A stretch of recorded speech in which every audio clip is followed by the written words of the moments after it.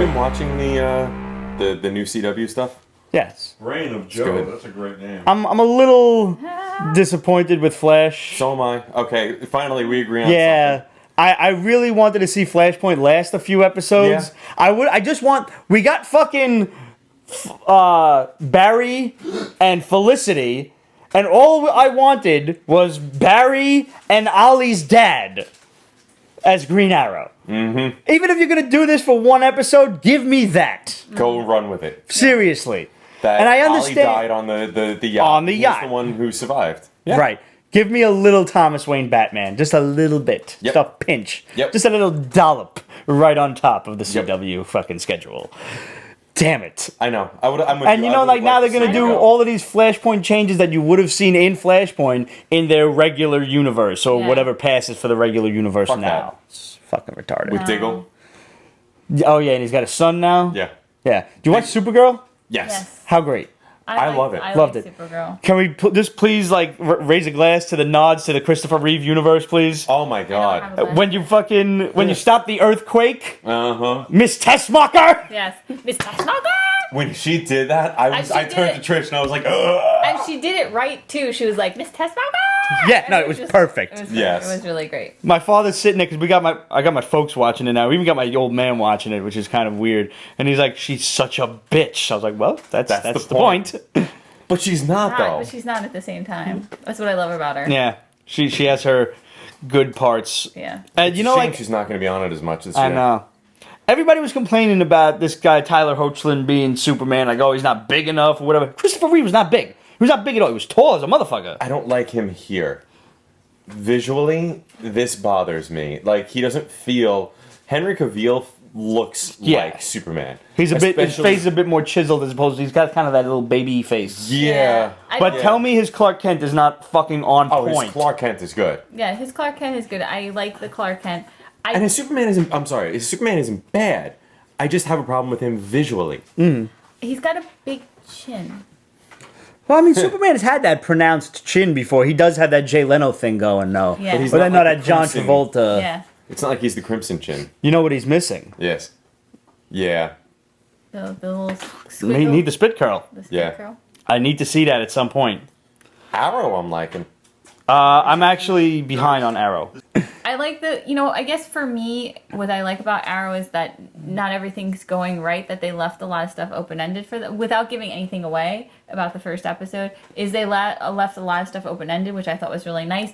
Going with what you're saying, OTA. I didn't dislike the first episode of Flash, but I see what Rich is talking It was about. disappointing. It was lackluster. It was very, rushed. It They was like, built up Flashpoint. Yes. That this season was going to gonna be be Flashpoint. Flashpoint.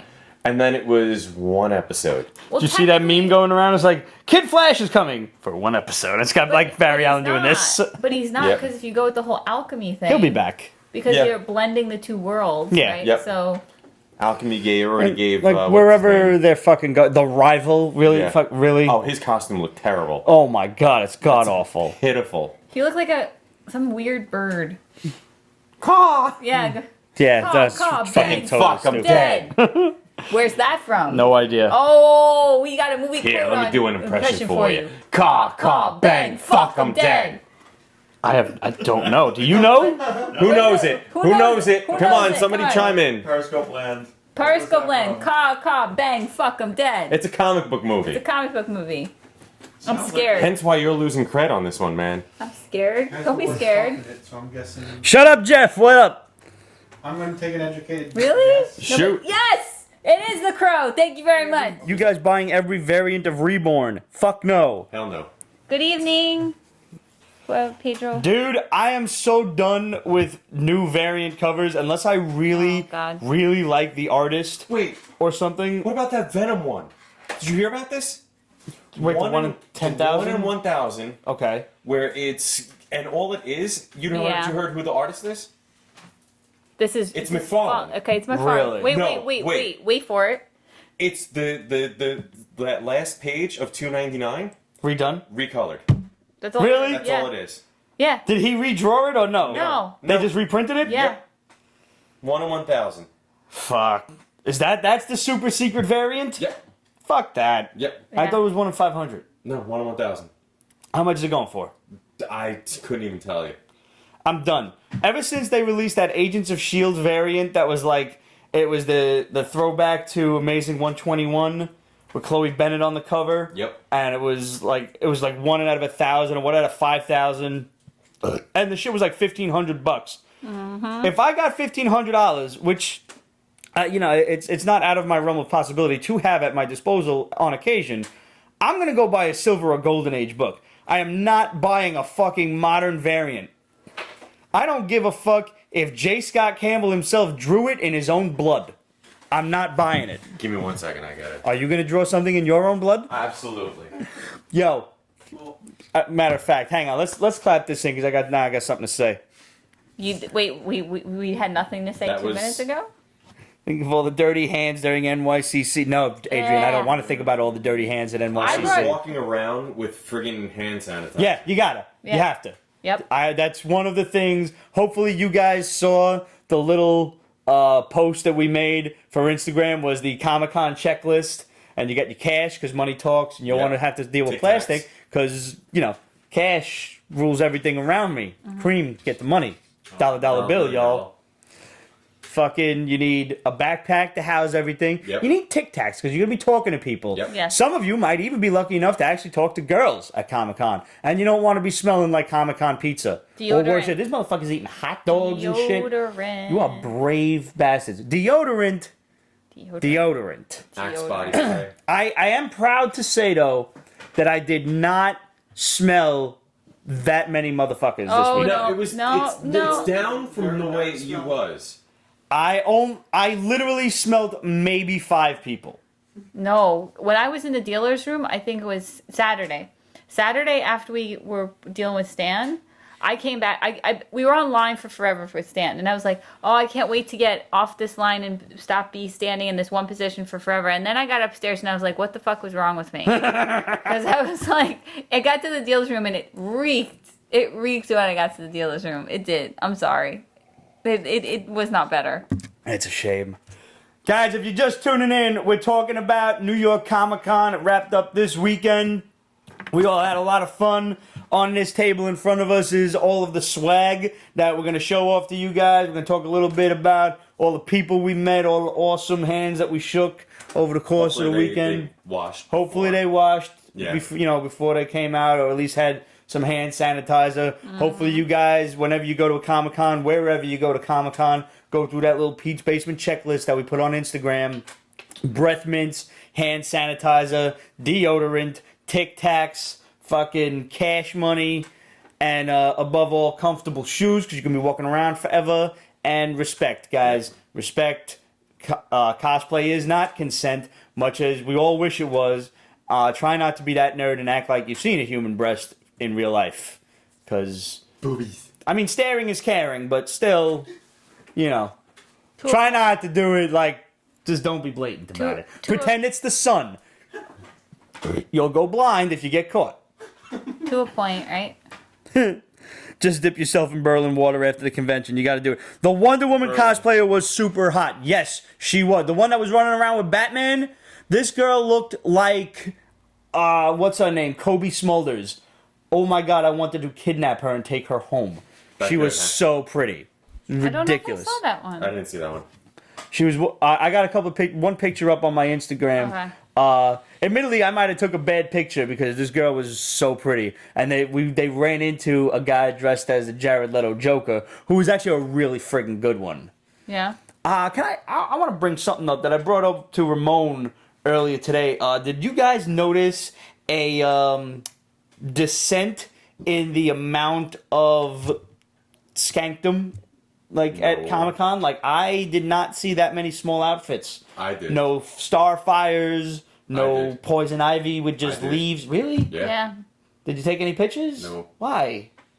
Yeah. So really, I'm the culprit. She don't really seem like she care though. Do I look like I care? Although the one that was really funny was We get pals now. We get pals. yes, you get pals. That's awesome. You just noticed that? Yes. Oh Jesus! The double tap. But there was a one Poison Ivy that there was a guy with her that was chamomile lotion.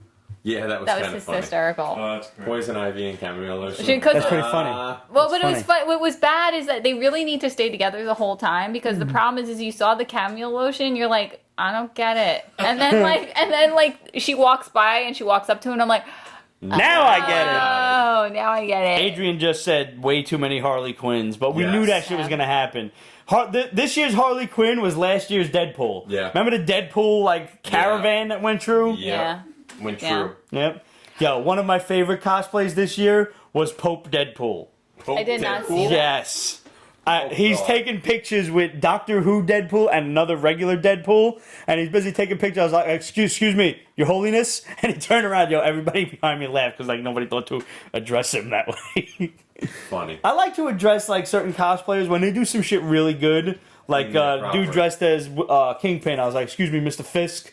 Like very proper. The guy Right. dressed as the Penguin. I was like, excuse me, Mr. Cobblepot. Can I take your picture? Yeah. Because I don't know. I just get a Give good respect. kick out of it, and Yeah. they get a charge out of it. Galactus Deadpool was the man. I seen Galactus from the back, and I was like, yo, this motherfucker's dressed as like an 8-foot Galactus. He turns around like, yo, can I take your picture? And it's Deadpool. With a baby Silver Surfer. Just That's a so chrome funny. baby. This shit was awesome. Awesome. And I gotta say, like, a great response from posting all the cosplay pictures. We said, like, if it's you or if you see your friend, tag them so that we can tag them. And there's been a really overwhelmingly good response to everything. And people have, tagged all their friends. Hopefully we got a few extra followers out of that. Overall, it was a really good Comic-Con. It was fun.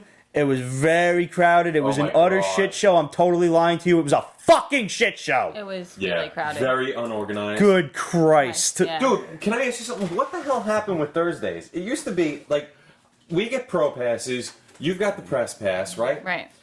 You still go press? I still go press. Okay.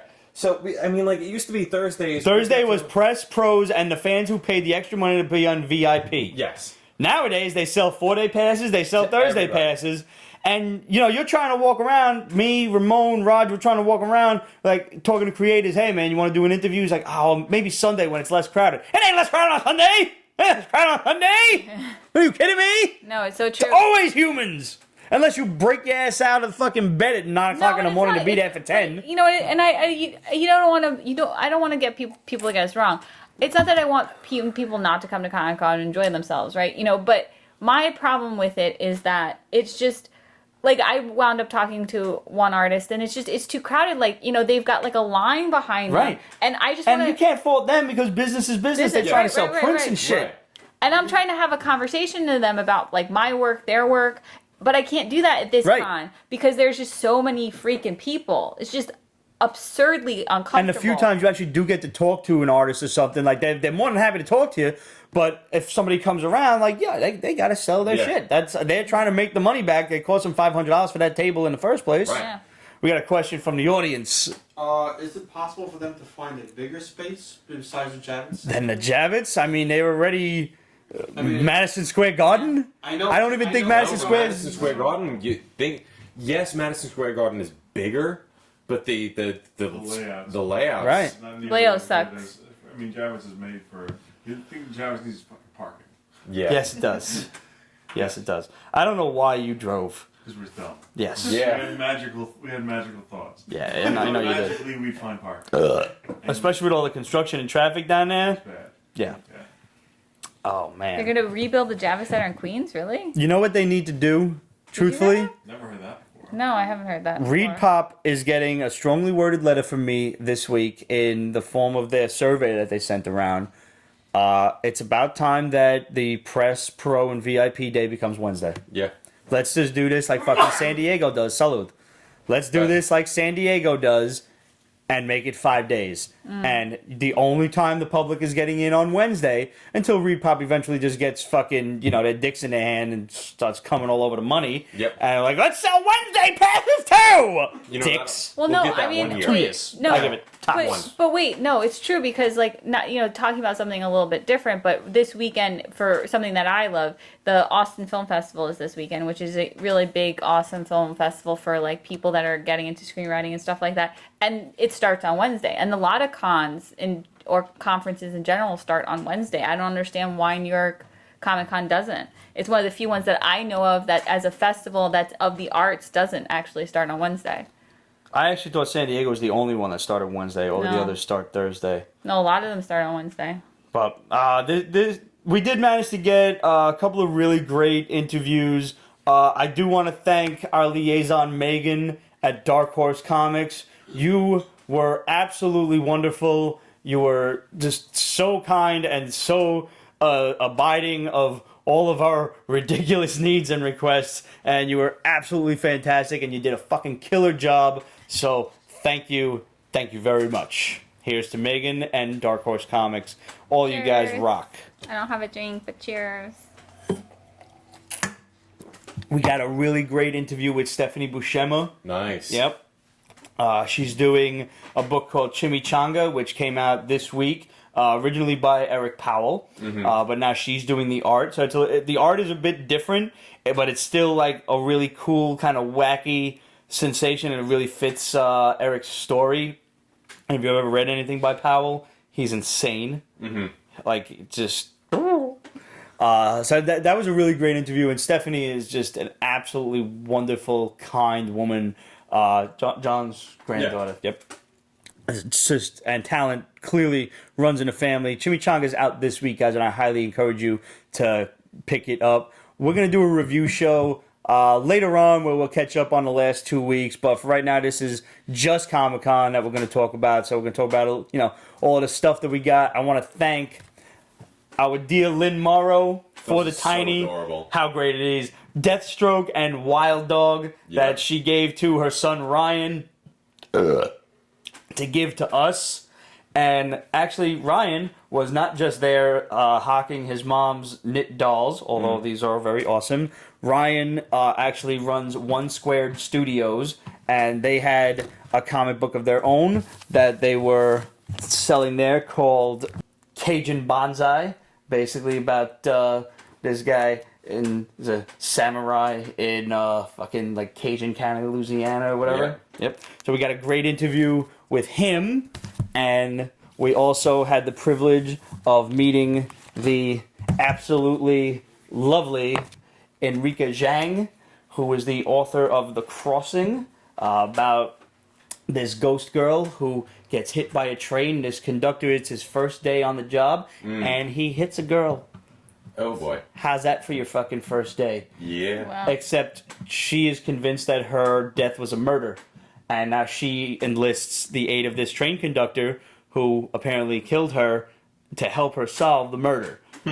Which I guess has kind of got to take a little bit of the edge off of him. He's like, all right, well, you were murdered. It's not my fault. Right. So that's got to help.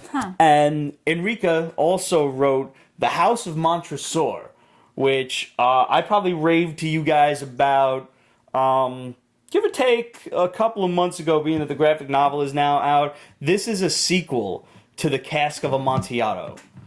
That's right. There are two ways to get my undivided attention. H.P. Lovecraft and Edgar Allan Poe. And the fact that this girl just set out to make a sequel to the story. I mean, really, when you pick up the Cask of Amontillado, when you start reading it, he's already halfway built the wall. You have no idea why this guy hates Fortunato. All you know is he's fucking walling his ass up. So this is the backstory and the forward story. Interesting. Very good, awesome art. I think the original was either 4 or 6 issues. This particular book is from Action Lab, but Enrica also runs Red Stylo Media. We got a great interview with them, so you can look forward to that real soon, as soon as I'm done editing it. But that one's probably going to be first, truth be told. And the irony that Fortunato means lucky in Italian. Yeah, Go figure.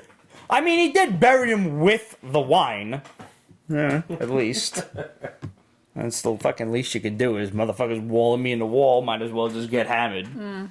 Shit. Who else do we want to thank? Oh, I want to thank the guys over at Stranger Comics.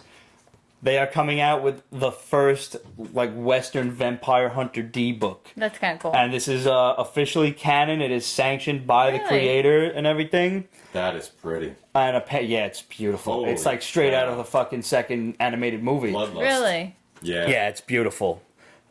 I want to thank Josh. I hope I'm saying his name right. Cajun. It sounds like Cajun, but it's like something along those lines. Josh, if I said it wrong, I'm sorry. I was just calling him Cuz like the whole time. Super nice dude. He was the proprietor of Stranger Comics and one of the heads of the Kickstarter. Guys, I've never kicked in on a Kickstarter that went this well before. I think their goal was like $30,000 and they reached something like 150,000 or some shit, like retardedly ridiculous number. And also a big shout out to Sebastian Jones, the creator of Niobe, which is one of the first. I believe he said it's the first. I picked up for myself the variant cover of Legend of Zelda, and also this is Niobe's tribe, Dusu, the Path of the Ancients, which is it's the 16-bit Altered Beast cover. These are mine, but I did pick up 2 more of these and 2 more really awesome variant covers, to one of Niobe and one of Dusu, which we're going to give to you guys at a later date. Do you remember the old Nintendo cereal? Sure. Zelda on one side, Mario Brothers on the other. Totally reminds me of Zelda on the one side. Yeah, dude. We got some autographed copies that we're gonna give out to you guys. Sebastian is really awesome. It's his own character, it's his own creation, so he's very excited to see it in print and actually come to life. And he said something to the effect of it's like the first comic book where the starring a woman of color, where the entire creative team is also of color. I don't know. It's not proper to say colored at that point. Still, you can't say it. So I'm like you all like it leads you right in, but you can't say it. I love the fact that the name is name is done in the Zelda font and the Sega font. Yeah, how great is that? That was great. But no, these guys at Stranger Comics were absolutely awesome, and they were totally accommodating and everything. It's so good. And even like while we were there, the amount of people that stopped by the table was uncanny. I mean, for an indie comic, for an indie company, you don't always see a lot of people like walk past. Yep. Not this table. First of all, they had a huge booth. It Really? was well lit. They had posters, colors all over the place. They were giving out free prints like when you stopped by and made a purchase and everything. Great booth. They even did a exclusive NYCC variant cover of My Little Pony, Vampire Hunter D style. Or I should say Vampire Hunter D, My Little Pony style. There you go. Totally ridiculous, but awesome in and of itself. So check out that interview, also coming soon. And Josh had told us a story, really great one that I'm not going to spoil for you here. I'll wait for you to see the interview with the creator of Vampire Hunter D on, like, I don't know, it was like 75th or 80th birthday. And he trolled like his entire like birthday audience. I'll just leave it there. Really, really great stuff. We talked to Gary Gianni from Dark Horse Comics, who is the artist of Hellboy Into the Silent Sea, or Into the Sea, which is the new series that's coming out in about a month or so. And it's continuing the Hellboy story. That's the way Dark Horse goes. Is there's like little mini series that all kind of have this overtone, umbrellaed connection amongst them. And if you've never seen this guy's artwork, he's ridiculous. Okay. It's nothing like Mike Mignola. Like if you're one of those like Hellboy fucking purists that it has to look like Mike Mignola, then you're probably not gonna like this. Right. But this dude, like, you know what this shit looks like? It looks like old school wood grain, like when they would carve the fucking wood in, and this guy's just using, like, not crosshatch, just regular line shading. Yeah. And the different directions that he does it, and it is absolutely stellar. It's so realistic, and to see Hellboy like this is absolutely amazing. It's crazy. And Gary was just like a super nice guy, super into, drawing monsters and everything. He was like talking to a big kid. He's just likes to fucking draw monsters. It's really great. That's cute. We talked to this guy, Ethan Young. Ramon was familiar with him. Ramon did the interview. Who created art, writing, everything, the Battles of Bridget Lee. Going from that to this other story about these 2 soldiers who were trapped in China during World War II when the Japanese invaded, and that's his own like big ass graphic novel. the way he describes it, like you can tell it means so much to him to have this like actually come to fruition. It's a really fantastic interview. All of these guys are forthcoming very, very soon. Cool. So let's take a pause from the interview track for just a moment. What did you buy at Comic-Con? Because you can't go to Comic-Con without spending money. That's true. That's true. Well, someone just asked how ridiculous was the Stan Lee line, which I think we should start talking about. Well, let's go there. Let's go there because that is something you purchased as well. Yes. So do we start with Thursday and kind of work our way through? Yeah. Right. So Thursday, I actually was there. I got to go as part. I actually was able to go as part of professional development, which was kind of cool. I went to a couple You of... lied your way into Comic-Con. I actually he didn't. Go. He did. He went. No, you absolutely did. You earned your keep, sir. So I went and I checked out Stan Lee's line. And by the way, it apparently... They let you in at 10 o'clock. By 10:15 on Thursday, it was already got, like, capped. 15 minutes. Wow. So then...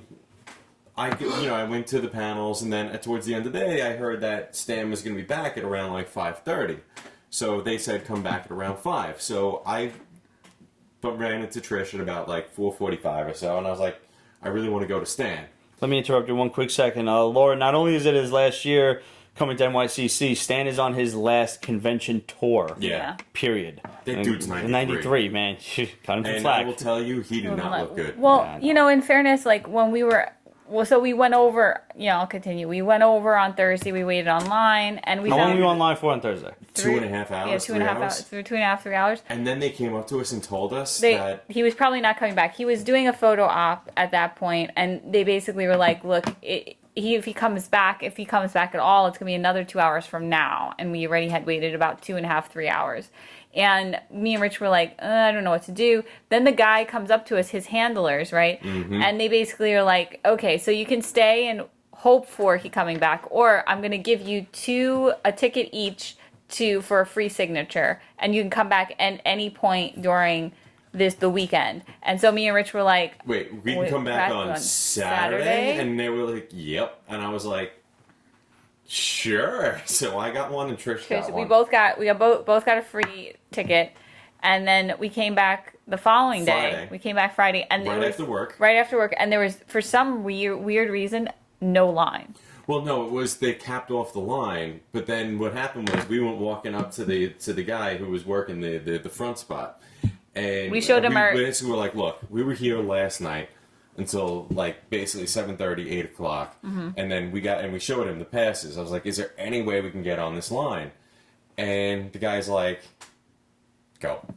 So we got on. We were the last people online, and then somehow 2 other people behind us got online, and we were like, well, fine, whatever. It was like half an hour.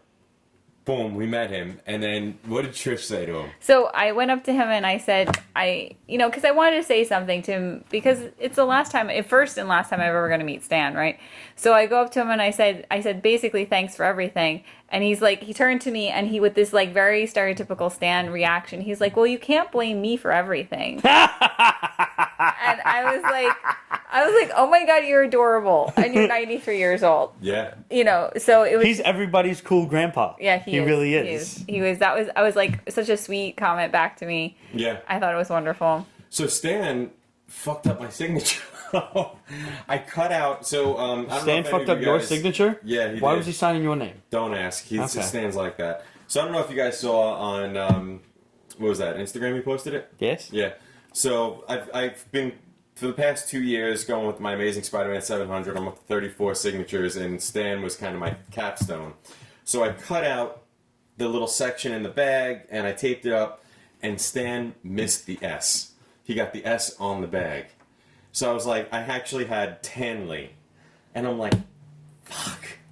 So I walk off. The guy from the Thursday night comes up to me and he starts talking to me. And he's like, he saw this and he was really impressed by it. And then he goes, give it to me. I'll go get this corrected for you. So I was like, dude, you'll be my own personal savior, And man. I don't know, did you notice what he had Stan do, which was kind of amazing? He took the comic back up to Stan, and Stan took out like one of those spyglass things so he could fix his own S for you. I didn't see that. That's Yeah. kind of cool. That's really cool. Yeah, he Yeah. took, because apparently, in order to correct the signature, it was going to be hard for him to just write over it because he's got such poor eyesight at this point. So he had He said that, yeah. he's got like He had one of them jeweler things. yeah, he had one of those jeweler things to fix your S. See, that's really good because I have seen Stan do some fucked up shit. Yeah. Like, I met Stan back in 2011 when he was still a bit more mobile Yeah. and everything. I had breakfast with him. It was me and 9 other people who had fucking an hour-long breakfast with Stan. We just kind of How much did that money? $300. Oh, and it was totally worth it. Totally worth it. All for charity. All went to the Heroes Initiative. Nice. Which, if you guys don't know about the Heroes Yeah. Heroes Initiative, Initiative is awesome. it protects and helps out Silver and Bronze Age and even some Golden Age artists who were not allowed to own the characters that they created, and now there's so many movies coming out that these guys are not getting royalties for, And not and they even that. fucking No, should be. The big thing is health insurance. Yeah. That's their big thing. Because me and Rich, when we went to Baltimore, we were talking to a lot of the older artists and writers, and they were talking about it's been such a godsend for a lot of them. Like someone's need a knee replacement, and they can't hip replacement. They can't afford it because they're freelance and Right. like old school freelance. What kind of insurance do they have at this None, point? pretty much. So, like, a lot of that Heroes Initiative, unlike, even Heroes Initiative themselves, are basically saying, like, what's frustrating for them is that a lot of people don't even reach out to them, because they have the money to help these people, and some of them don't even, the artists don't know about Heroes Initiative. Yeah. So the whole thing is about trying to get the word out about Heroes Initiative. So guys, you spread the word. This Yeah. is really one of the best charity organizations out there. Yeah. And like, along with the $300, not only did you get to meet him, but you also got 2 free signatures, which is Nice. basically the cost of like a CGC shit. $200, Anyway, yeah. So Stan signed somebody's, and it was not a super duper key, but I believe it was actually, I think it was a first Black Panther, something like that. Fantastic Four 52, and he signed it in black, and it's a really black Dark cover. cover. And he's like, oh no, I don't like that. He takes the silver pen out and goes over it again in a different spot. And like, you see the guy who's organizing it and go like, oh my god. Hell, he did this shit to me. I've He heard. signed my Avengers 4. And he's like, whose is this? I said, that's mine, sir. And he's like, here you go. Frisbeed it to me. I swear to God. Wow. The only one he stopped at was the Fantastic Four. And he was like, is this real? I said, yeah. Yes, sir, it is. Please don't frisbee this one. That's so cute. I've heard stories about how he, if you like, some people have talked about like Spidey to him, and he'll sign Spidey instead of Stan. Could you imagine? I don't even know how the CGC would react to that. I know. Whatever. Signed Spidey by Stan Lee. Sure, why not? Hey, Rich. Yeah. Can we get a closer look at your book for all the signatures? This one, right? Yeah. Oh my god, it's amazing. 34 signatures. Wow. You want to Yeah. shout out some of the important ones? Let's see. There's of There's- course Stan Lee. There's J. Scott Campbell, Todd McFarlane, Eric Larson, Ramita Sr., Ramita Jr., Bob McLeod, Tom Lyle, Alex Seviak, Roger Stern, J.M. DeMattis, Dan Slott. Did you get the Falco? I did get the Falcon. You did get the Falco. Did you say Bagley? Bagley's on there, Jeff. Bagley is on there. Yeah. I was actually with Rich when he got Bagley. Yeah. A lot of time. 2 years. 2 years and a lot of driving. Yes. Yep. A lot of driving. So then, Yes. going back to Stan, Trish and I waited 6 wait. hours. This happened on Friday too. Well, we're just finishing Stan. Okay. We waited 6 hours with Lou because we promised Lou. We promised Lou we would go with. Well, originally, the plan was to go with Lou on Saturday morning, right? We're gonna get up the butt crack of dawn, right? Wait online, do the old-fashioned wait forever to get into something, but we wound up getting lucky and being able to get Stan. But we basically said we're gonna go with Lou anyway. We needed to. It was right? fun anyway. It was fun. Being able to go and wait on the line. Right. It's regardless. And so we got up really early. We waited 3 hours to get into the con. Yep. And then another 3 hours to get to Stan. to Stan. So 6 hour wait to get Lou to just go up to him and get Stan's signature. But So you guys didn't get pictures with them? No, that would have been another 100, and they were Right. basically kicking people off. Oh, the it was line. like 3 seconds. All right, ready? Click and next. Yeah, No, I heard. but no, if you tried to take a picture with your phone Uh-huh. and they caught you, it was like get the fuck off the line. Really? Yeah. They were being so hard on that. Wow. Yeah. That's ridiculous. Yeah. But no, Stan, I mean, I felt bad for the guy, man. It was just kind of like... He's like a slave to his own industry. Yeah, he is. No, he was. And he looked looked so tired. tired. But Oh. but I was talking to like a couple of the people that work for him, and they were saying like he had taken the red eye in. So picture this: 93-year-old man took a red eye in, worked the whole day, right, from like 10 in the morning, and now it's like at that point when we saw him on on Friday, right? It's like 5:30, right? You know, and he's now been there only for a day. He's on like Cali time, right? Nevada time, and I would be freaking tired. Yeah. Like, come on. Do you think he hates us all? I don't know. If he does, he is the best faker, man, because he is such a nice guy. he's so every sweet. time. You know what? I akin Stan to like that sarcastic old guy who doesn't give a shit anymore. Yeah. Because when I was at the breakfast with him, there was this dude next to me who's like one of these really big Herbie kids, and he's in a red shirt, a red DD shirt with fucking devil horns. Like he's got like a hair bandana like the girls wear with just like little devil horns, or it might have been a cat thing that he spray painted red. I don't know. And Stan is in the middle of what I guess is one of his favorite stories about how Spider-Man came about and how he had a fight with his publisher at the time to actually get it printed. And he was like, yeah, so like all of a sudden my publicist comes up to me and he's like, hey, you remember that Spider-Man character that we both liked? And Stan kind of gives this little weird look. He's like, yeah, what about it? I was like, well, I think we should do a number one. Wait a minute, why are you wearing devil horns? Like, he didn't even put two and two together just looking at the kid. He's like, why do you have that on? That's funny. That's awesome. Like, just stop dead in his tracks. Just, What the fuck? what the fuck? So yeah, I mean that was. Oh, and with the second signature, we got Amazing Spider-Man 100 Good. signed, and then NY Comics, who were the guys who were doing it, was they were also doing Ramita Senior. Nice. So I threw. Just gave it right to them? Yeah, I gave it right to them, and I said, get Ramita's Senior signature on Good there. call. Nice. Yeah. And I just want to shout out to Murphy from NY Comics. He's the guy who helped me out with the Stan signature. Dude, that guy was awesome. If you see Murphy, tell him Rich from Pete's Basement. This is New York Comics? NY Yeah, Comics. I've seen them at conventions, and I've seen them not only, I know their website, I've also seen them active on the CGC boards, and they are really stand-up guys. Yeah. They ran into a big problem a while back when they did these Scotty Young variant covers with Stan Lee. Mm-hmm. You remember those? I remember those. He was like reading to a bunch of the kids and shit. sitting in the chair. A shipment that they were expecting, and you were guaranteed a 9.8. Yeah. A shipment that they were expecting had gotten like waterlogged, like something was wrong with the truck, and it fucking leaked all over the books, so they didn't have 9.8s anymore.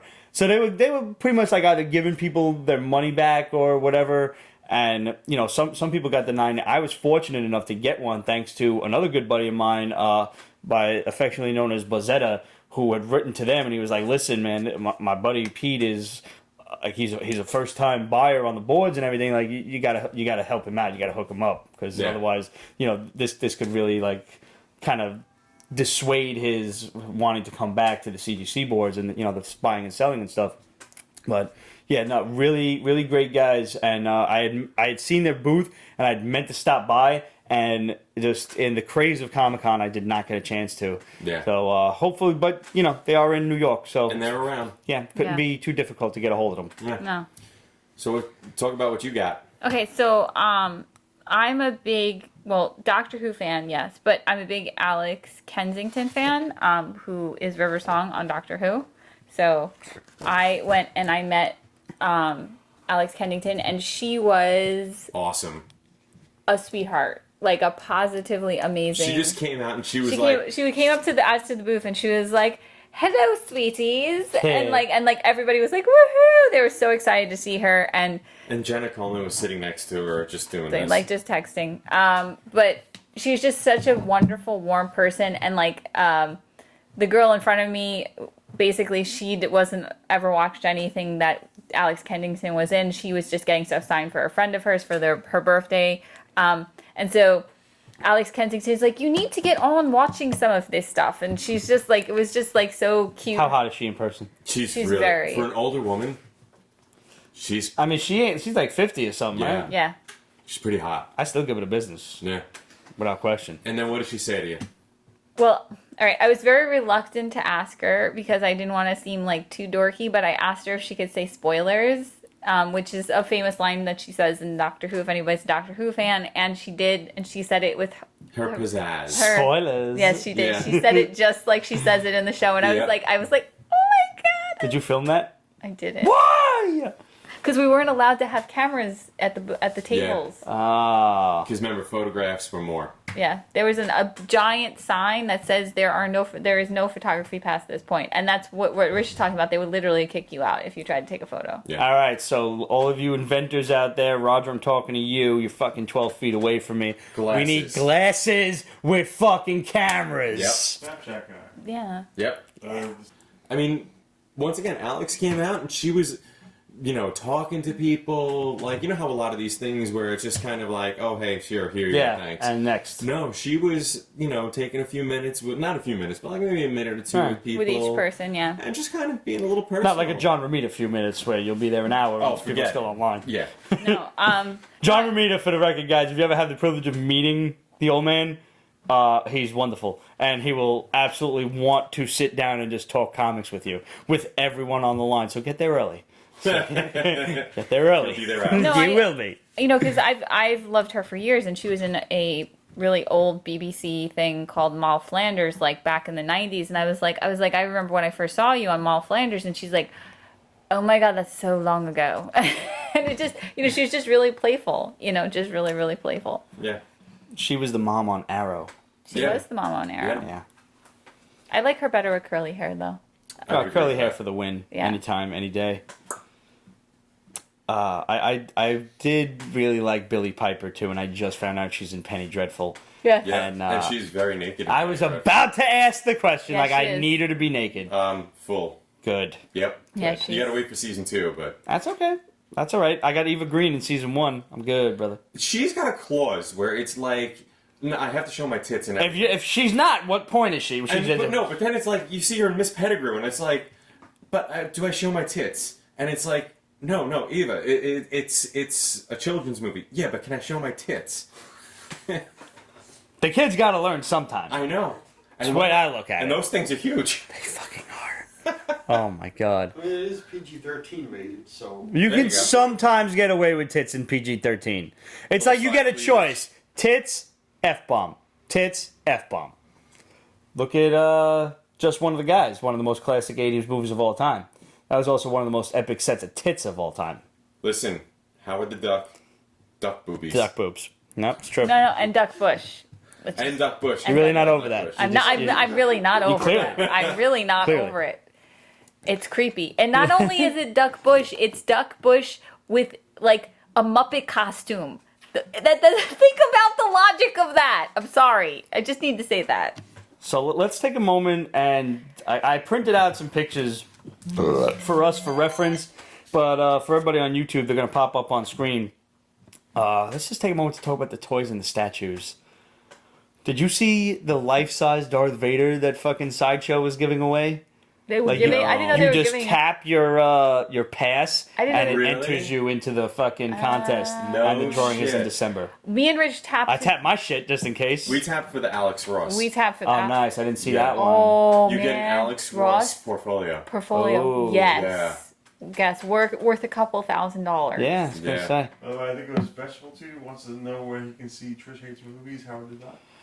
Trish Hates Movies. The graphics have just now been inducted into their final stage. So sometime, guys, within the next 2 weeks. By the way, guys, just so you know, unless something really major, important happens, we're taking 2 weeks off, mostly so Roger and I can edit the interviews and stuff from Comic-Con and not want to put bullets in ours and all of your heads. So we're gonna take 2 weeks off, but don't worry, if something fucking important happens and like some crazy books drop, your basement boys and girls will be here to tell you about it. So don't worry about that none. And I guess we'll have Trish Hates Movies up by the I end? would say by the end of next week we'll at least have one episode one up. episode up, yeah. You lazy fucks, get it up. What's wrong with you? We filmed it weeks ago.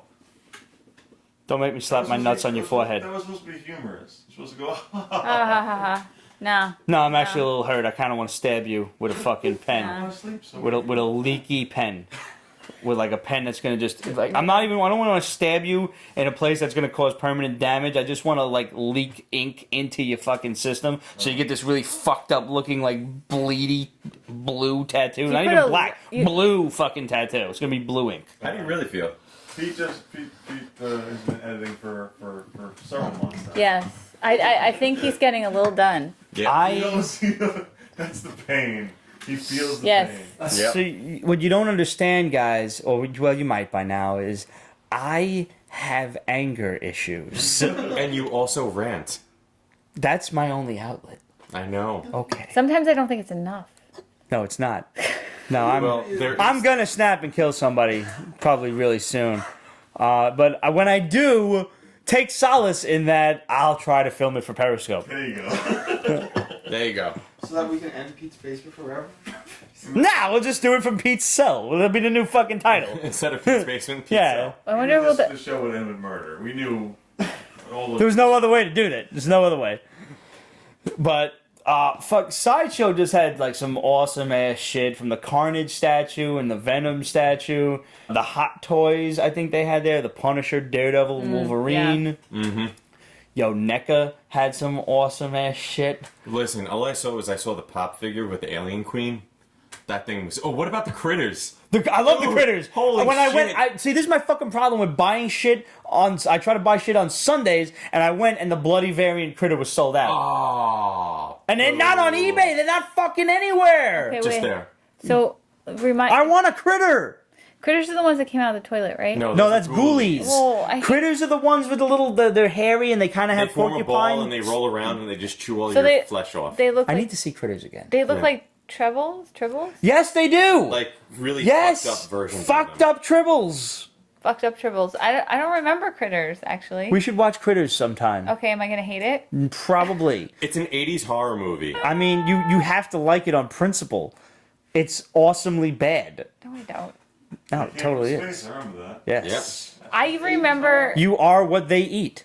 Did they? I think that was the other tagline. I swore I saw Ghoulie pop figures at the con. You probably did. You might have. You know what you guys missed the con that I also missed, but I saw a video about it later on.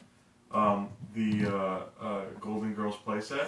Yo, Yes. can we just talk about fucking Funko for a hot second? Yeah. My bartender, the absolutely lovely Miss Scarlett, texted me a photo of the Funko released Golden Girls action figures. Yeah. She was like, I want to cry.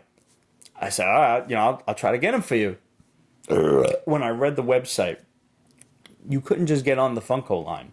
You had to enter a lottery. You had to buy tickets to enter a lottery. What? To get onto, to just win a fucking spot on the line. Do you know who my cousin Kristen got it? Yeah? Yeah. She's in California. Yeah. She came to New York for Comic Con? No, but she the- won a yeah. fucking spot in California? Yeah. But for New York Comic Con? No, but for the Golden Girl set. In California? Yes. Not in New York? Yes. Okay, because I was about to fucking fly to California and smack the shit out of her. No. Like, you wasted a spot! No, she didn't. Let it go. Let it go. I would have got the Golden Girls for Scarlett. I like Scarlett. She's my favorite bartender. By the way, And she's beautiful, so it really helps. I'm a sucker. I am a sucker for a pretty face. Hey, Always had bidding. it. Got it. Rich just won a signed Spider-Man #1 by signed by JRJR. Congrats. Yeah. But yo, now the Golden Girls action figures are on eBay for upwards of like $200. What? Ridiculous. Wow. Wow. The- So Jeff said, "Why? How could they make an action figure for a show that had no action? Those chicks got action. I mean, did you Blanche certainly got Yeah, action. It Blanche. was so There was disturbing. action on that show. for There was sure. action on that show. They got down, man. Betty So White. disturbing. Oh yeah. And all I wanted was a fucking. They had a Mega Man pop vinyl. They had the Thunder Beam from Elect Man. Mm-hmm. Yo, the line for Toy Tokyo was like all the way down to the other end of the convention. You could have It just was gone like you. to Toy It, Tokyo and probably bought it it. broke up And you were like, oh, it's the end of the line. And then you see like the representative from Comic-Con on the other end. Like, nah, keep coming this way. Like, fuck. So I'm going to just buy one on eBay for like $40 because as far as I'm concerned, if this shit was like $20, I'll give you double the price because you waited in the line. Yeah. I will give you the fucking... You earned it. Yep. Some motherfuckers were trying for like $75, $80. Like, all right, now you can suck a dick. And your fucking mom can do it right afterward because obviously she failed as a parent. Ooh, how do you really feel? I'm pretty sure Betty White will tear your dick right off. I know, Age Art, and I appreciate the effort, brother. I do. But here's the thing: did you ever see Betty White when she was younger? Yo, she's hot. Holy shit! Yeah. Wow. Yeah. Like that was one of those things. First time I saw her, I was like, You know whoa. who else really hot? The fucking grandmother from Game of Thrones. Does not for nothing. I mean, while we're talking about hot old ladies. Nah. Yeah, no, seriously. I seen a picture of her today. I'm like, no way. And red hair. And red hair. And well, you know, back then the carpet matched. Yeah. Other shit that was really awesome was they had this fucking like Odin in the Destroyer armor. I think this was from Mezco Toys. Look at that shit. Yeah. Yeah, that's fucking dope as fuck. Dark Horse has these limited edition Frank Frazetta drinking glasses coming out real soon. They have a Frank Frazetta Death Dealer lunchbox You know Pete's coming getting those. out. Yeah, no, I have You to. are totally getting those. They have a whole bunch of stuff from The Witcher, from busts to Yep. shot glasses and stuff. Yep. Oh man, Did you it's get so the- much did you- awesome Someone swag. asked, did you see the Skeletor statue? From there's one from Pop Culture. They just said, did you see the Skeletor statue? There's a few Skeletor statues. There's one from Pop Culture Toys, which Midtown actually has right now. And if Midtown runs another sale, I'll go buy it. The Sideshow He-Man statues are absolutely ridiculous, but I have no room for them. And I have the original He-Man statue from the Four Horsemen back in like 02. That's the big one you have up Yeah, there. that's the big one. Huge, by the way, people. That's not Huge. no the one on the top shelf is the Pop Culture Shop That's- Toys okay, one. that's the one, one on the right. bottom shelf that matches the other Skeletor one are the Four Horsemen statues. Okay. That was the sculpting team that did it. So I figure I've probably got enough He-Man statues. So I don't need those. However, they are coming out with super duper posable like Hot Toys versions of He-Man and Skeletor, and those I'm gonna have to buy. Clearly. Roger and I both got to talk to the fun guys at Super 7 Productions. They come out with these really awesome like G.I. Joe style He-Man figures, and they've got a lot of great stuff coming in the future for Masters of the Universe. Hopefully we can get some interviews and even like some stuff to give away to you guys. So I picked up Series 2. I already had Series 1 right behind us here. I got the first two of these signed by the artist Jason Edmonston, who was a super nice dude. I got him. I only had him sign Looks like He-Man. something's wrong with the sorceress, though. In the face. Yeah, well, I mean, they're supposed to be like really shitty looking G.I. Joe kind of Star I know. Warsy figures. I know. I mean, when you look at He-Man, does he not look like your Down syndrome cousin, fucking Jeffrey? He does. He needs a little nose job or something going Yeah. on there.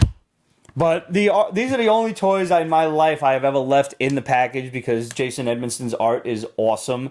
And again, fucking problem with waiting until Sunday. I wanted to get this dude's art book because if you bought it at the show, he even gave you like a little sketch in the front of whatever the fuck you wanted. Right. Sold out by the time Sunday rolled around. I seen his post Saturday night. We just sold out of all the art books. Good for you, but fuck. Damn it. Why does Man at Arms not have a mustache? There's a variant figure with the mustache. They were sold out of that one, so You went with those. well, I got what I could, and you know, as they would say in the olden days, quick Robin to the eBay mobile. Yeah. Yeah, so I'm just gonna go buy it there. So what But, did you get? What did I get? Aside from this. I bought Series 2 of Masters of the Universe. I had the two things signed. Along with, I picked up the Spider King graphic novel by Josh Van and Simone D'Armini. I hope I'm saying that right. These were two great guys. This is a self-published book that they did through Kickstarter. Basically about an alien invasion in Viking times. They gave you stickers. Oh yeah, they gave us everything, man. Nice. They loved us. We did a great interview with these guys. We picked this graphic novel up, which we're going to review for you guys at a later date, and then we're going to give away this very book to you. You know what's one thing I love that they do? Is they sign it when it was... Yeah, I love when the artists do that. Yeah. And that's one of those things that, ever I'm able to get to that level, I'm totally going to be doing that. Yep. So that was really cool of them. Look forward to that review real soon. Got to talk with Michael Martin, one of the co-creators of Blood and Dust, The Life and Undeath of Judd Glenny, which we've been talking to you guys about for, a couple of months now. This is a crazy-ass book about a vampire that dwells in a swamp with his vampire family, and all the townspeople are afraid of him, but what they don't realize is there's shit in the swamp that they should be more afraid of. So he hooked me up with a New York Comic-Con exclusive cover. I bought one for myself, and I got one for you guys, which we're going to give away at a later date. And I also got, as a gift from Michael Martin and his partner, Adam Orndorff, a blank cover. Mike was like, hey, go have somebody sketch up something for you. So I think I'm actually going to do this. I'm going to test out my own artistic skills once again. It's been a very long time since I picked up a pencil, but I can't think of a possible better cover for this than Blade versus Judd Glenny. So I think that's what I'm going to That'd be do. fun. And if it comes out awesome, I'm probably going to keep it. And if it comes out a little less than awesome, I'll give it away to you guys. If you want somebody to trace it, I'll trace it. All right, so you've been inking lately. Yes. Yes. Do you have your Ghost Rider picture handy? It's like do. halfway through or whatever? Yeah. So if you guys remember a couple of weeks ago, I kind of sat down and I was sketching up that Ghost Rider picture. And as a matter of fact, yes. Wait a minute. Why don't we give that one away to whoever hooks up the most hearts on this show? Sounds good to me. All right. So whoever hooks up the most hearts on this show, you're going to get a sketch from Rich of Ghost Rider that he was drawing a couple of weeks ago. So this is the one I've been working on. And what's your new Instagram account now? DePinto Art. It's showing up right down there, guys. You'll have to excuse Richie. We still kind of got to give him an Instagram tutorial. No, I've been getting better. I don't cut it off in awkward spots. Okay, you don't cut it off anymore? No, not in awkward Because there's a little arrow in the side that you can shrink the shit down. It does it on its own now. No, you used to have to do it on by yourself. Yeah, no, I still cut it off, but I figure out where to cut Top high doesn't Yes. sideways. It can condense. Okay, You got to remember. good to know. Go long, not thick. Long, not thick. Got it. There you go. Do we like it thick though? I hear some women do. That's where I got I don't know. Mine has always looked like, when you're a kid and you take those 20 different fucking markers and you stick them all together. It's 10 feet long, but it's this big. I don't know. That's Is that not okay? sorry for you. It's kind of like the chain that Rich made. Sort of like that. Yeah. Yep. Yeah. Okay. But no, I'm serious though. If you I'm want seeing a somebody- doctor. Okay. All right. All right. Got little scissors at the end. You can do colonoscopies. Shut up, Jeff. Too easy of a joke to make. I think I made it on my own. If you've got a better joke, let it Run rip, with man. it. Let it rip. Run with it. Yeah, because I might have to fucking steal it from you. You never know. But no, seriously though, if you want me to ink it, Thank you. Yes, I might have to do that. no. And then what's that? Last two, because I can't go to Comic-Con and not stop by my buddy Gary's shop. Gary Plattman does all the local shows, New York, Philly, fucking, I think as far down as Baltimore, Yeah. up to Boston and shit he like was at that. Baltimore. Yep. I finally managed to find out the name, and I use that term loosely, and I'll explain that, of Gary's stand. Just look for Absolute Comics and Statues. Wait. How many years have you been buying from 25 about. Okay. Well, see, here's the thing. Uh-huh. Okay. This is Absolute Comics and Statues is not actually Gary's stand. Gary does not have a name for his stand or his shop. This is how he makes a living. He just goes to conventions. Okay. Absolute Comics and Statues is another dude who secures a spot for himself, Gary, and this other guy, and because he gets the spots, they give him the advertising by using his name.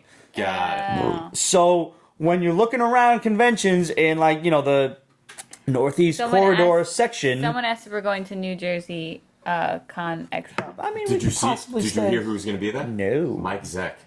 Ooh. Yeah. I'm going. All right. First of all, to get signature number 35. All right. That's the first. I mean, thing. he's a big G.I. Joe guy. He was on G.I. Joe for a Uh-huh. long time. And the other thing for him is, I'm going to have all of Craven's Last So, by Rites the way, that's a triple yes. signed. What? I'm Yes, going to we're have going to J.M. New DeMatteis, Jersey. Bob McLeod, and then Mike Zeck. Since they're being Furbies and not talking to you. Interesting. I'm sorry, we Exactly. nerded out on Yes. collecting shit I right know. then and there. Why don't you tell the wonderful people that are watching us that yes, we are going to New Jersey. Yes, we are going to New Jersey Yes. Comic Expo. And basically, big thing for me is Mike Zeck. I wanted to be signature number 35 on that ASM 700. I love how they're asking me now. Yeah, Jason Agopian said, "Hey Trish, are you going to the Rhode Island Comic Con?" I don't know. That's going to be the most people Rhode Island has ever seen ever. That one I'm not sure. I would actually go to Rhode Island because shopping might be really good Who's there. going to be there?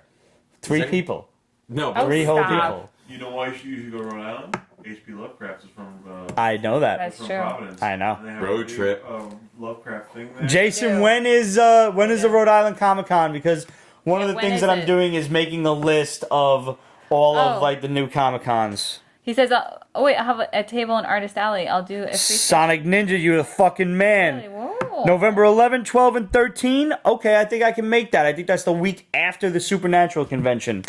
Questions at PeteSpaceRings.com, guys. Yeah. Just hit us up with any specifics. Yeah, please let us know where you're going to be. Questions at Pete'sBasement.com. We'll send an email to all of our respective personal emails, so we will get them without you guys having to write down 17 different fucking emails. You know what's on I-95 on the way? Pete, I'll send you the info. Thank you, Jason. The Pez Museum. Pez Museum? Really? Seriously. Road Every single motherfucking trip. Yep. It's like somewhere. Come on, we can stick you in the back of the Camaro. No, I'm going to take my fucking truck. We can take my truck. And then we can race, finally. We can take Because my. you're like 1,500 pounds heavier than We me. can Yeah, take. but I've also got how much more Hello, horsepower? we could take. You my- got the 6-cylinder. You've only got about 60 more horsepower. Doesn't matter. I'm just gonna say. I'm just gonna say I have true 4-wheel drive. I have all-wheel drive. No. Mine's better. All-wheel No, drive- it no, is all-wheel not. drive I sucks have a ass. fucking 4x4. You actually have more horsepower than I do. I think. know I think you you've do. got 285. Which, by the way, I'm going to tell you, when I'm driving that versus when I'm driving the Camaro, even though, yes, mine is 1,500 pounds heavier, it's got more pep than that does. Your Camaro or that My thing? Camaro. Okay, well, but yeah, Well, I it's can. supposed to. It's supposed to have torque. I can drive over a mountain. That's very Got true. you there. And in snow. Yeah, no. You can just throw snow right under his tires. Yeah. There's a snowflake. My car fishtails. So, I'm looking forward to that. And what was the other? When is the New Jersey Con? November 22nd. November. Okay, so pretty busy November then. Yeah. What are the Pete's Basement social media? Sonic Ninja. We've got. Hit us up at questions@Pete'sBasement.com, and that'll forward to all of our respective emails. At Pete's Basement for Instagram and Twitter, and Facebook.com/Pete's Basement. You said the New Jersey Con was 20 what? 22nd. 22nd. And We putting in 23? for press? Yeah, might as well. Yeah, we'll do that later. What? Putting in for press. Yeah, dude, a fucking awesome sketch would be great. Just going back to it real quick. Absolute Comics and Statues. Look for the smaller dealer table. As a dude with just now White hair. fucking stark ass white hair. Yeah, you kind of like, dude, Gary's got white hair. Yo, Gary's got white ass hair now. It You were was weirded great for a out. long time. And I was like, whoa, Comic Con has really done its dude, toll. I remember when we used to go to Gary and we were in St. In the Paul's, fucking St. Paul's Church. We were in St. Paul's Church, With my grandmother. and I can remember we would walk into St. Paul's, right? And he was always Usually on the left. He's on the left hand side. Oh my god, you remember too? We had a dorky moment. Yep. Like it was yesterday. It was like yesterday. He had black hair then. Yes, he and did. always had donuts on the fucking Yes, he I counter. did. always remembered him with the black hair. And I picked up from him a nice reader copy of Marvel Presents Issue 2, the first time the origin of the Punisher was told. And I wanted a reader copy because I actually want to read the book. I want to see the way the first origin was told. And I picked up a Strange Tales Annual number 2, which is the official fourth appearance of Spider-Man.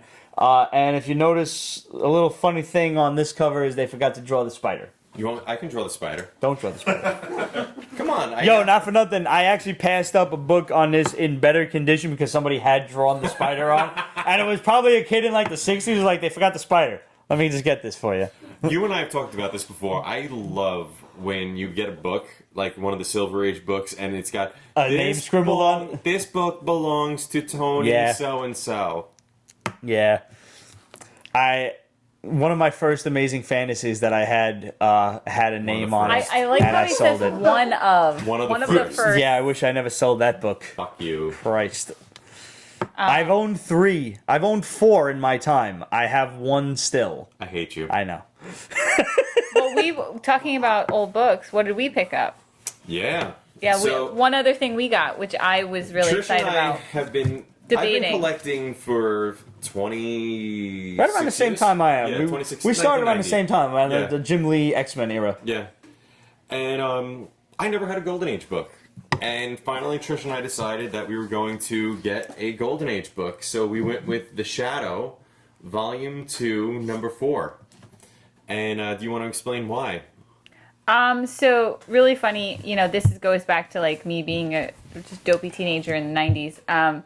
So I don't know if anybody remembers, but the Alec Baldwin Shadow movie came out. Sure. Do you guys remember this? Okay, so I was going with my girlfriends, and I was like, my grandmother at the time, and she was like, where are you going? She's like, I'm going to see the Shadow movie, and she's like the old comic book? No, it's the old and radio show. Well, yeah, and the old radio show, and I'm like, no, Grandma, I don't know what you're talking about. And she's like, no, it's the old show and the old comic book. I'm like, no, you don't know what you're talking about. So I went to go see it, and I came home, and I was like, yeah, it was like, the guy, and he like the shadow knows, and she's like, yeah, that's like what I used to watch when I was a kid. And I was like, no, shit. So we wound up having this like long conversation. It was like one of the great conversations I had with my grandmother about her childhood, which I thought was wonderful.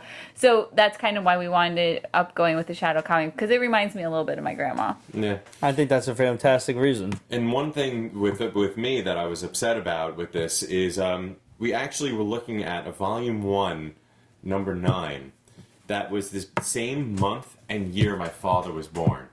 And I really wanted it, but there was a spine split from the Oh, it was top so bad. literally to halfway down. And what did they want for it? 165. Oh. And I was like, I can't.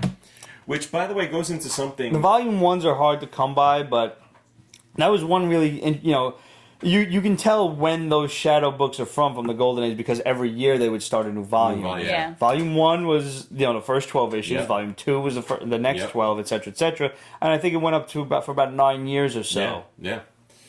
And one of For the things... record, I only saw Volume 1, Number 1 on eBay once. Wow. $12.50, I think it was. One of the things I'm going to tell everybody when you go into cons out there, always deal in cash. Because I will tell you, I went walking up with this and another Flash comic, and I just Which went was, walking... was it this one? No, not this one. Oh, not this one.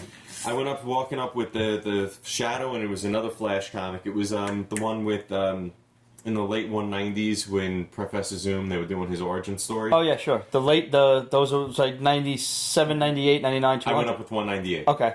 And I handed the two of them, and I was like, what's the best you can do cash? That's the answer. And the guy was like, I can do 130. This book alone was about 140. Yep. So there you go. I was like, all right, cool. And did you hear the terminology? I'd like to take credit for that. I think I taught him that. You did. But what's the best you can do cash? Or just have the cash in front of you. What's the best you can do on these? Or let me know what you can do on these. Something like that. It's almost like you're offering it to them. Like, all right, here's what we got. Here's what I got.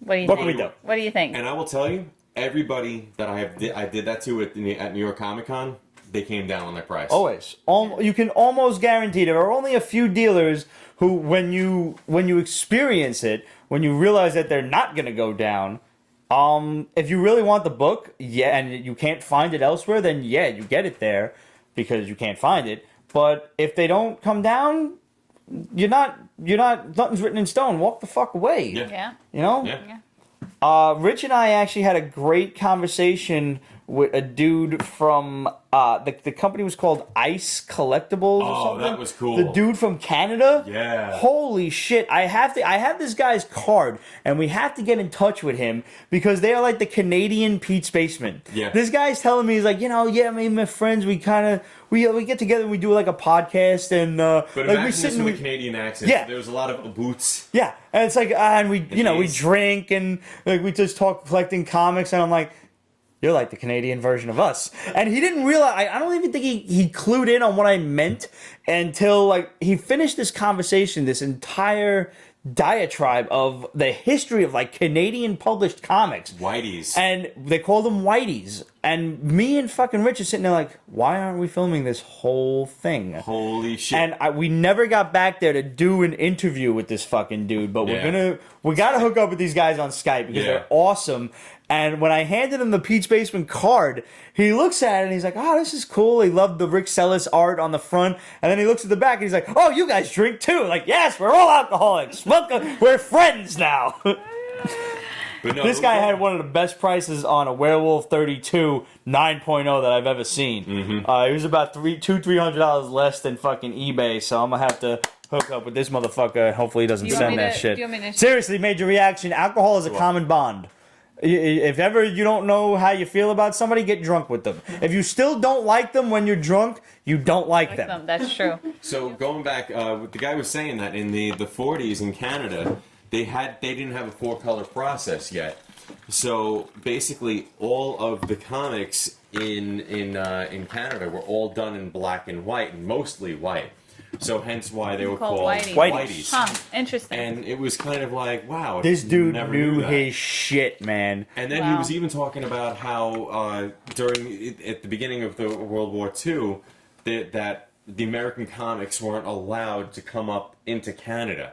Because So- all of the Canadian stuff like was being put toward the war effort. They couldn't use dimes because of the fact that that was being used for. Like if a little Canadian kid had extra money, it had to go to the war effort. You couldn't Yeah. spend a dime on comic books, so they weren't allowing comics into Canada at the Yeah. time. Wow. How cool is that? That's Yeah, really this guy was so knowledgeable, and he was just so happy to talk to us. Yeah. And yeah, we're definitely gonna hook up with this guy and fucking do like a little Skype back and forth. He's absolutely awesome, and all I remember was that the booth was named like Ice Collectibles or yeah. something. But when I have the guy's card, it's upstairs. I saved it right by the computer so I can email the dude.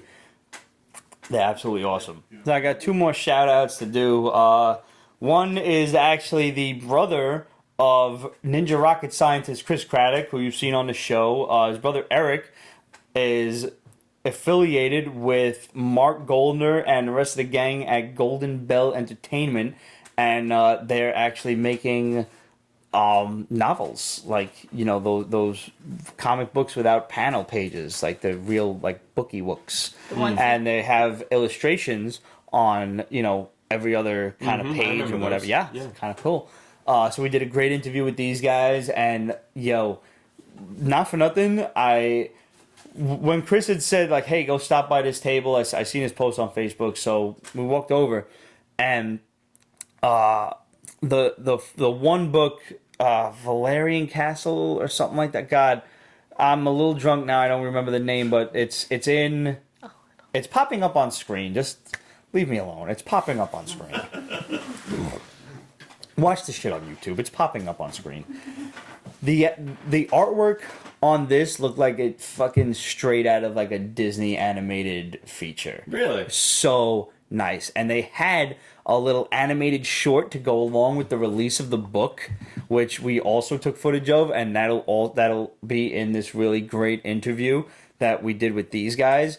This book looks so good. Like you instantly wanted to read it because the artwork was so welcoming. It was like Sleeping Beauty meets Anastasia, if you will. That's Disney, kinda cool. Don Bluth Boom. coupled it together. Oh, Don Bluth. Seriously. Oh man, I missed those. Remember that? Yeah. Yeah.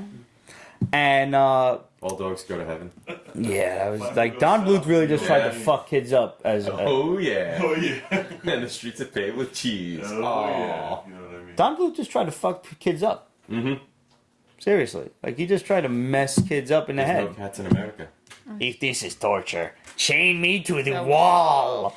Oh my god. Remember that shit? Yeah, dude. Just the fact that Disney's, fairy tales were basically. Yes, Jeff, now you gotta watch the YouTube to catch the graphics of the stuff Drunk Pete forgets. Yes, I'm an alcoholic. I'm sorry. Sorry, Matt?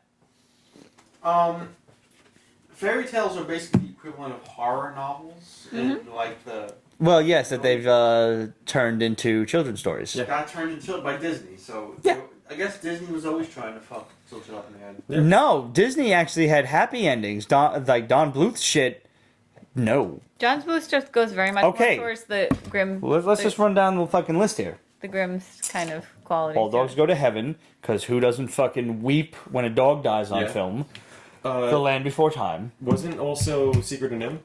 Yeah, I believe so. I believe I think so. was. I don't. If he wasn't the director, if he wasn't the lead animator, he was He one was a of the, he producer was or one of the something. animators. If on you that. didn't fucking cry when Littlefoot's mother died, you are a heartless cocksucker, and you should probably get rectal cancer and just end your existence. Yeah. Because Well, there's especially- no reason for you to be on this fucking earth if you didn't just bawl when Littlefoot's mother died. We were 6, so. But Yeah, no, really. when you're- Like, that was your mom at that point. That was your mother. That's She's sitting next to you in the movies. She's dead. She's dead. Look at her. She's dead.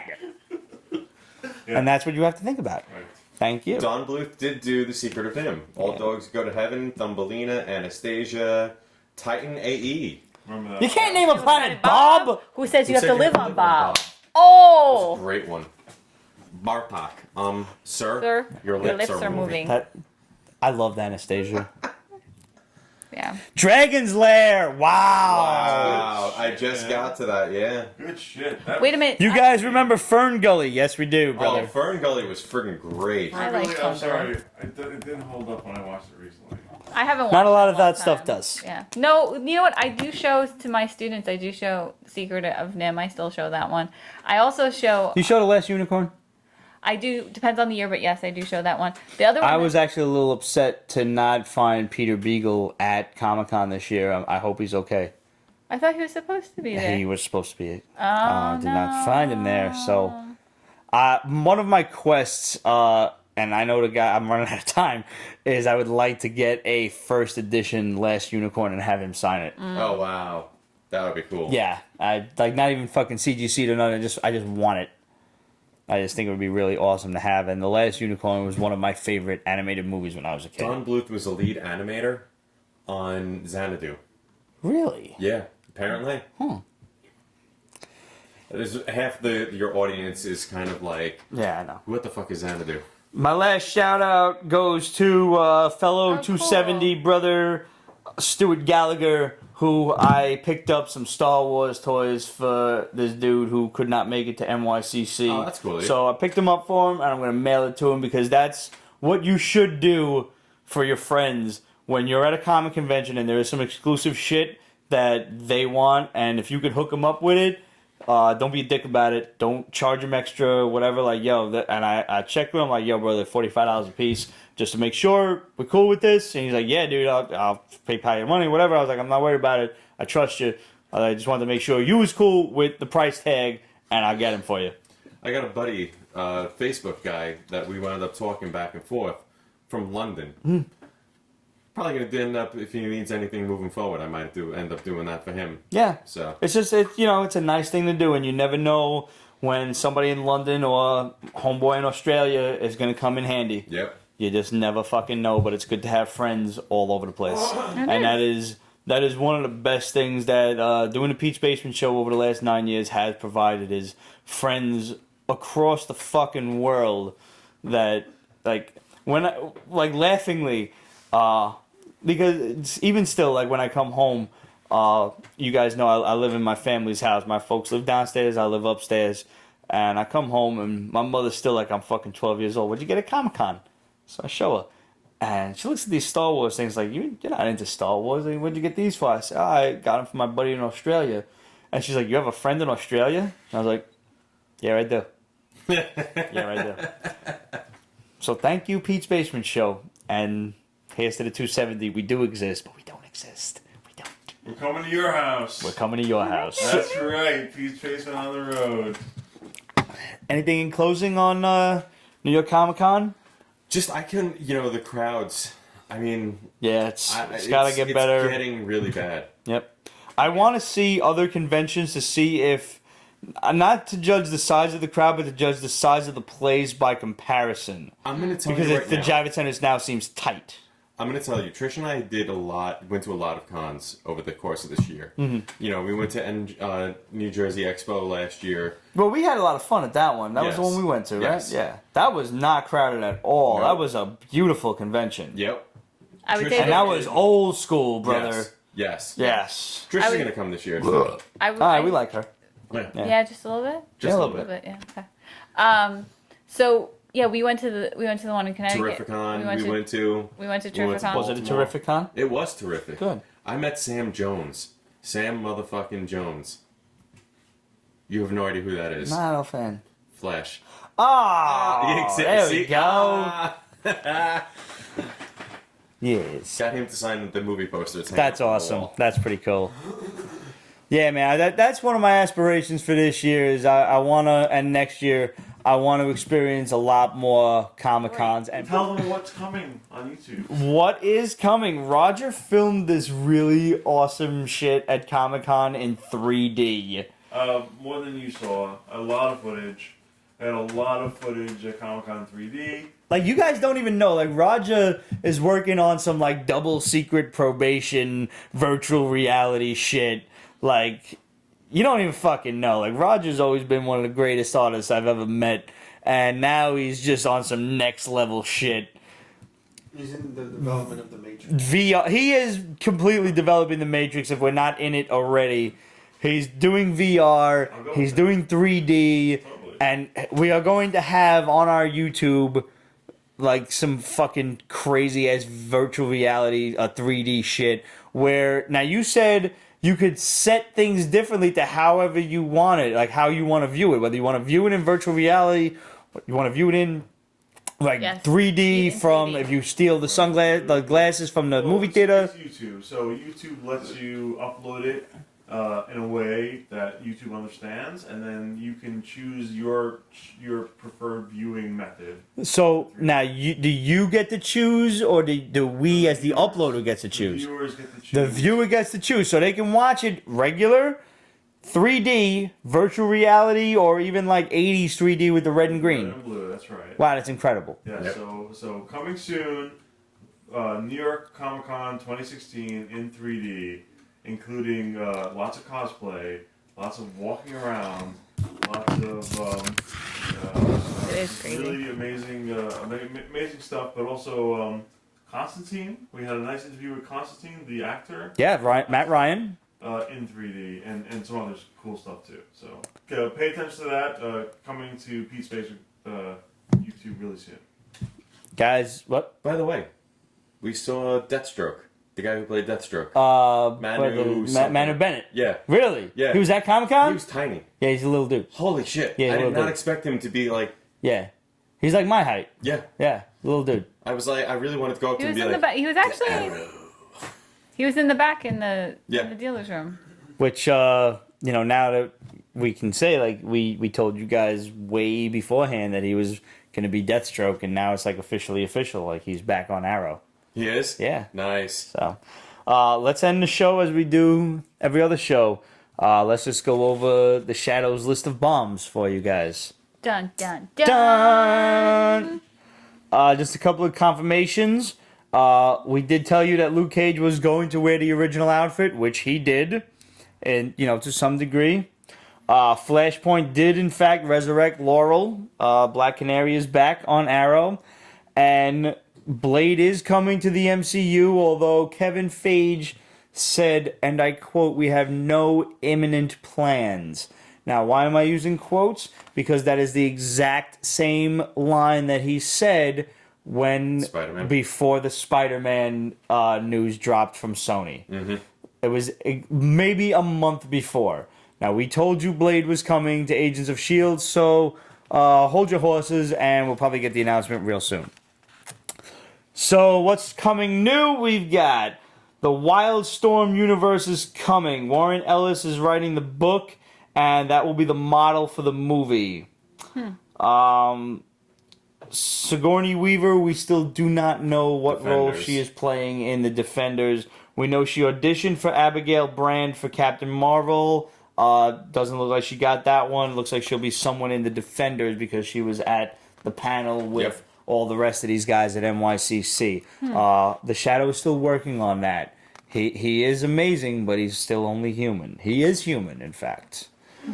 Ninjak versus Bloodshot, guys. You saw the previews of Ninjak. We got the info that JDF himself is Bloodshot. How fucking awesome is that? That's You can cool. see Michael Rowe versus Jason David Frank.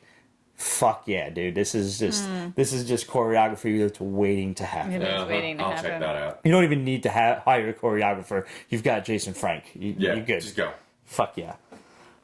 Finn Wolfhard of Stranger Things is being considered to play Billy Batson in Shazam. Finn is the main character. You know, the kid with the the fucking yeah, that's him. Shazam! We told you guys about this like last week or so, but Superman will be racing the Flash on the CW. That was awesome. That's cool. We told you that Superman will be sticking around on Supergirl for Yes. more than one episode. He said that He will in be the very episode. prominent Yep. Yeah. this season, and that is to introduce him into his new show next season. By the way, Superman's getting his own show. Yay! you saw the I know it's been out for a while, but you saw the little preview of Fight Club 2.0. Yeah, no, that's good. Superhero Fight Club. It's great. I love that. Expect that within at least maybe a week or two. Yeah. Tops. I was not a big fan of her when I saw the commercials, but Melissa Benoit, Uh-huh. I love her reactions to stuff. She's like, "Oh, is this Superhero Fight Club?" Yeah. She's so cute. She's She got really she's got is. really Like great. her smile just really just makes everything happy in my life. No, Yeah. it's true. She's got a great smile, and one of the things I actually love about her, and I think her and Stephen Amell are two of the actors, young actors that have it. Is there's a lot of young actors that don't have a lot of emotion in their faces. They really do carry it Yeah, so well. Yes. And like her smile, and then when he gets irritated, he does this He's got his little ticks. He's got little ticks, which like there's a lot of young actors that just are very dry and Very don't stiff. and very stiff and don't have that. And the two of them are like, You know, it's funny. really I good. don't give Kevin Smith a lot of credit, but Kevin Smith spoke volumes as Silent Bob Yeah. with just facial expression. Yeah. And it's it's something to behold, to Yes. really to learn from as an actor if you wanted to get into that shit, because you're right, Stephen Amell can he can really convey a lot of emotion with His body just a language. little quick yeah. head glance. Uh-huh. By the way, did we all hear the line in Supergirl when after the family got saved for like the second time, it's like, we're moving back to Gotham. Yeah. Yep. Yeah. We fucking told you that there would be a name drop for Batman somewhere in Supergirl. First episode, it happened. Batman is coming to the CW. It will not be a Batman show per se. It will be Batman and the Outsiders, where the Outsiders take the prominent role and Batman will show up sporadically Until he overtakes the show. until he overtakes the show. Which you will. The Doctor Strange sequel will be the Illuminati. Also, Foxville, that will be the Fox and Marvel Yeah. joint venture. Starts with Doctor Strange somehow, some way, and will move right into Legion, which, according to the producers, will attempt to cross over with the MCU. Really? So yeah, no, it's happening slowly but surely. They're putting it in front of your face. They're just like this. They're not. They're fucking. Everybody knows they're fucking. They're not saying they're fucking. They're lying to us right in front of our faces. The Hot Wheels movie is coming, directed by Justin Lin of Fast and the Furious. No way. Yes. No way. And apparently they're already planning a sequel, which will be Hot Wheels versus Matchbox. No. Listen, it's just every '80s property is coming to light. Wow. Now that we can have like a Mask versus Transformers versus G.I. Joe Versus cinematic Rom. universe, it was only a matter of time before if Fast and the Furious could fucking make such great movies, and they are cheesy, but they are great movies. Hot Wheels needed to happen. Did everybody see the Darth Vader car that I put on Instagram today? So many people said the same shit that I thought, that it looks like Darkwing Duck's car. It really did. It so did. It's so I funny. agree with that. Guys, thank you for tuning in. Thank you to everyone that we interviewed at Comic-Con. Very specifically, thank you to Megan Connor at Dark Horse, Stephanie Buscema, sorry. Thank you to Stephanie Buscema, Gary Gianni, Ethan Young, the folks at Stranger Comics, Sebastian Jones, Josh Cajun, Ryan Morrow, and Enrica Zhang. You guys are the best. You are my favorites. For me, Love you guys. Me, it was Murphy from New York Comics. Thank you. Mark Golden and the gang at Golden Bell Entertainment, Josh Van and Simone D'Armini from the Spider King, and Michael Martin, and by extension Adam Orndorff from Judd Glenny, and of course Stan the Man Lee, Yeah. Justice League Dark. Matt Ryan and the folks at Justice League Dark. That was great. All of the cosplayers that were so happy to take pictures with us and, let us take pictures of them. Yeah. And everybody that just chimed in and liked all the pictures on Instagram and everything. Yeah, I mean, what Alex Kingston, right? For me, the guy who plays Constantine, right? Thank you for the wonderful interview, right? Jason Edmonston for your awesome art and being really cool and signing the pictures, even though I didn't buy anything from you. I was going to, but you sold out of the shit. So, whatever. Thanks for everybody being a community of artists. Yeah, man. Yeah. I got to speak to some great artists. I got some great feedback. As much of a shit show as Comic-Con is, Yeah. you can really network and schmooze and just meet a lot of great people. Yep. I met the writer of Animosity, wonderful, wonderful girl, Marguerite something, can't remember her last name, from Aftershock Comics, and all the guys at Aftershock Comics were really great. Hopefully we can get some Skype interviews set up with those guys. Van Jensen, the creator of Cryptocracy, which we're loving. Sorry we missed you at Comic-Con. Hopefully we can get that Skype interview get going. Terry Moore, you were fucking awesome to talk to. So many people, just so many people. Yeah. Matt Ryan, the creator of fucking... not Matt Ryan. That was fucking Constantine. Ryan Otley. Boy, that's like a family... That's like... Not Family Feud. That's a fucking...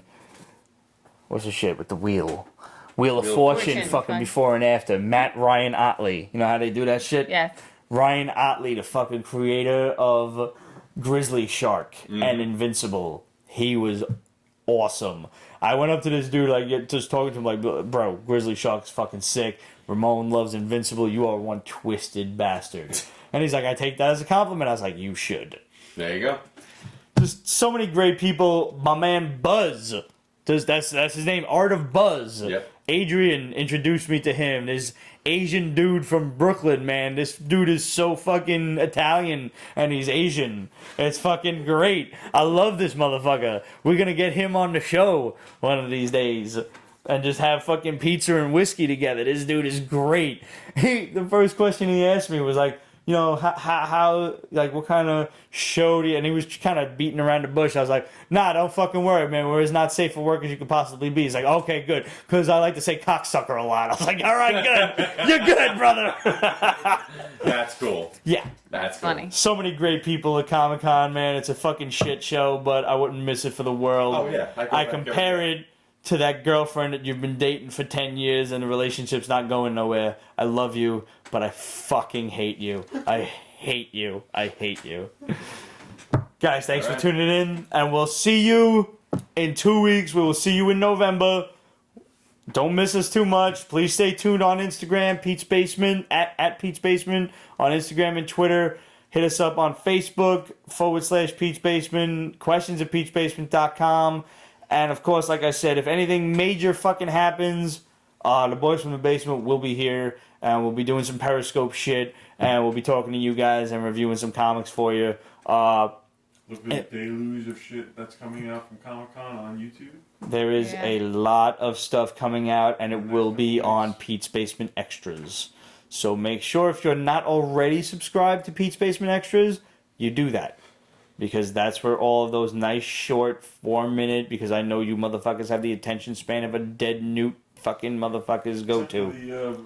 The clan of people watching us right now for 2 hours. They are dedicated bastards, and it has not been 2 hours. It's been an hour and a half. I'm estimating. I'm rounding up to the nearest hour. Well, stop it. All right. Stop it. Salute. I'll see you guys guys. next week. No, we won't. We'll see you guys in 2 weeks. 3 weeks. Something like that. Sounds good. Fuck off! We'll see you when we see you! Pete's Basement is copyright 2015, Ripped Productions and Pete's Basement LLC. All rights reserved, so go fuck yourself.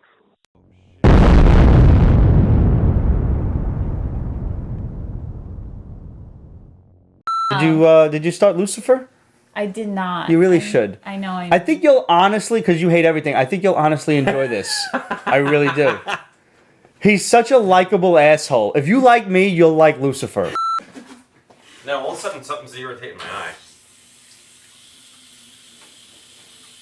Well, you're supposed to wash your hands after you're done wiping. Just saying. Nah. You getting a call? Who does that? Yo, can we talk while you're washing your fudge? Can we talk about this for a hot second? All right. When you're in the bathroom at work, Bathroom. when you're in the bathroom at work, Not the bathroom. you know, like you can kind of see through the little hole there in the door, What is it telling me? and you try not to make eye contact with motherfuckers. Well, sometimes you're in there doing your business, playing on your phone. By business, I mean you're taking a shit. Oh, you And- need to clarify that. Yeah, I did. Sometimes. I mean, some people go in the bathroom and knock one out. I don't like to do that at work. It's weird. It's bathroom. Rub it. So, somebody comes in, and they notice that the bathroom is empty. Bathroom. So they either go take a leak, or worse, they go in the stall. You wait them out, and then you just hear the flush, and then the door opens. And you're looking at this motherfucker the whole time through that little hole in the doorway like, That's gross. you didn't wash your hands. I am never shaking your hand again. And now I've got to touch the fucking handle to get out. Oh, no, bro. You don't use napkins Oh, to I touch totally the handle? do. Yeah, you gotta. But like, Because of disgusting motherfuckers like that. Yeah. I watched this with my own eyes many times over until I finally had to text my manager, be like, yo, you know this dude, this, and this dude? And he's like, yeah, that's whatever his name was. I was like, never shake this motherfucker's hand. And my manager, who is a clean freak, knew exactly what I meant because his reply was, oh, no. No. I was like, yeah, dude. Yep. Yeah. So gross. It's very gross. People are reacting. Yo, because it's people are disgusting. I don't care if you don't manage to piss on your hands. You got your dick in your hand. Wash your fucking hands. Wash your hands. 80% of men don't wash. Ew. I haven't heard that before. I don't know about I mean, even if, all right, let's just say this.